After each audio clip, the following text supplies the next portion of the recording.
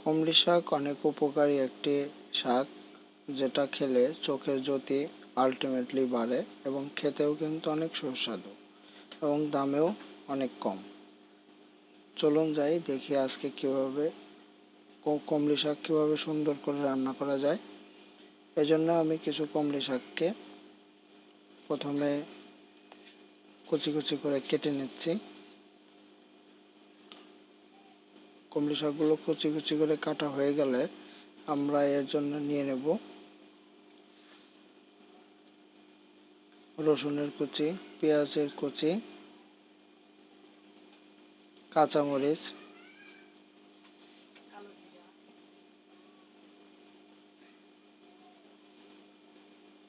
কালো জিরা, শুকনো মরিচ এবং লবণ। প্রথমে আমি একটি প্যানে দিয়ে দিচ্ছি তেল। তেলটা গরম হয়ে আসলেই দিয়ে দেব শুকনো মরিচ। শুকনো মরিচটা একটু ভাজা ভাজা হয়ে আসলেই দিয়ে দিচ্ছি রসুন কুচি। রসুন কুচিটা সুন্দর করে ভেজে লাল লাল করতে হবে। যখন এটা বাদামি বর্ণের ধারণ করবে আমরা দিয়ে দেব কালো জিরা।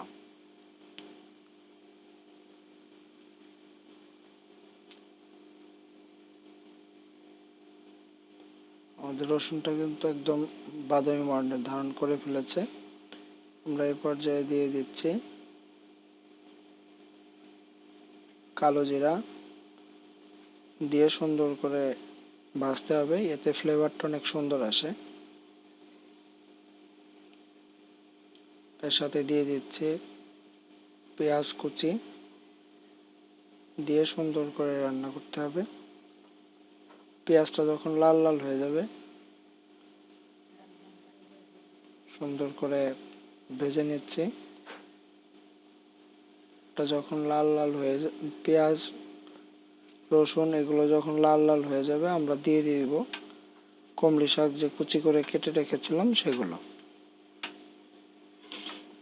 কমলি শাকটা দিয়ে সুন্দর করে এটাকে নাড়াচাড়া করে দিয়ে এপিট ওপিট করে দিতে হবে। এর পরে আমরা দিয়ে দেব পরিমাণ মতো লবণ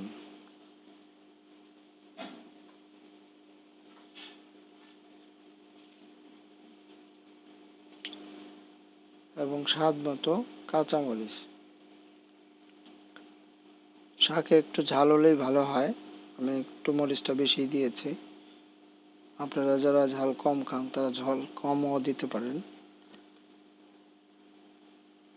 সুন্দর করে ভাজা হয়ে গেলে দিয়ে দিচ্ছি 1 কাপ পরিমাণ পানি, দিয়ে আমি শাকটাকে ঢেকে দেব। আমাদের রান্না কিন্তু প্রায় শেষের দিকে।